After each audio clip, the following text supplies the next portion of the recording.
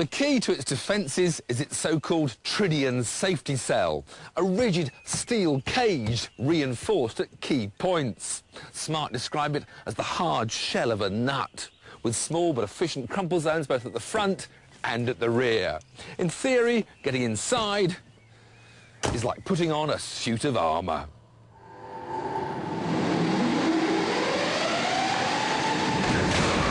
Even when it hits something more than twice as heavy, the bit where you sit is remarkably unaffected. There may not be a long crumple zone, but look how the Smart's windscreen remains intact. This is testimony to the rigidity of the passenger cell.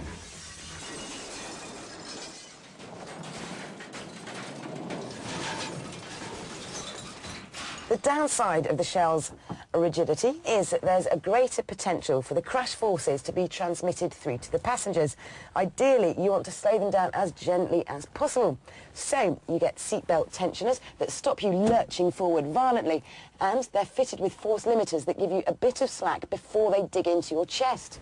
The car's also fitted with a driver airbag, a passenger airbag, and a steering column that will retract out of the way in a crash to give you more room to slow down.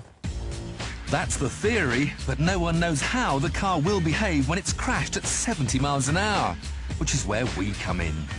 We've enlisted the help of engineering guru Dr. James Brighton. His team have converted a Smart so that the brakes, steering and throttle can be operated via remote control. Dr. Kim Blackburn will guide the Smart from a chase car straight into 20 tonnes of concrete block. It'll be similar to losing control at 70 miles an hour and spearing off into the temporary barriers on a motorway. Surely now the Smart has met its match. Kim to James, 10 seconds. 10, 20, 30, 5, give me straight, thank you. 40, 45.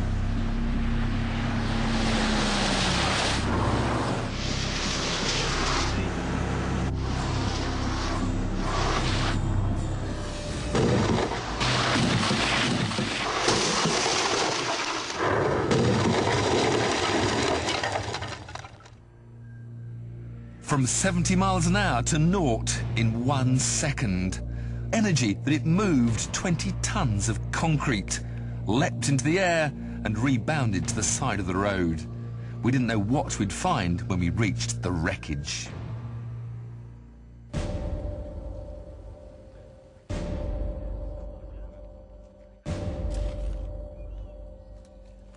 The steel cage has certainly done its job really well. You can still see the original shape, just that one nasty kink there.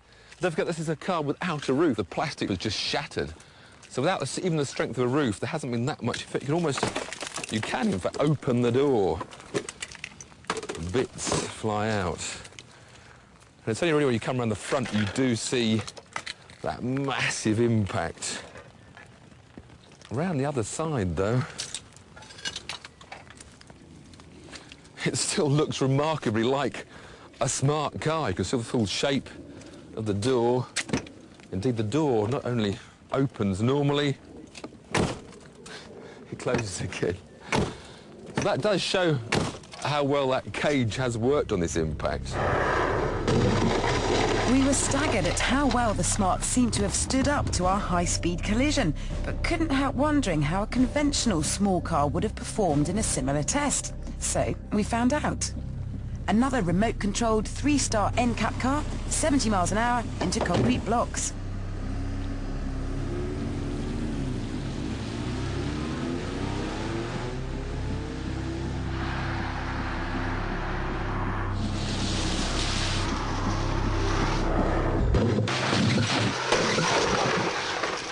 Without a super stiff structure like the Smart's, you can see how this car's bodywork ripples as the shockwave dissipates. But again, the body looks remarkably intact, given the huge energy involved. Closer inspection revealed that there had been some intrusion into the footwell, but in comparison, the Smart looked to have suffered even more. Perhaps most surprising was the obvious energy-absorbing qualities of the concrete. The Corsa's greater mass moved the blocks more than the Smart, but in both cases, the concrete didn't necessarily deliver the killer blow you might have thought. But here's the rub. The cars may have stood up to the severity of the crash surprisingly well, but the humans inside wouldn't. No matter what you drive, rapidly decelerating from higher speeds is something your internal organs simply cannot cope with. The chilling truth is, the people inside both cars would have been very unlikely to have survived. So, how much stick can a Smart take? A lot. But that can't be said for its passengers.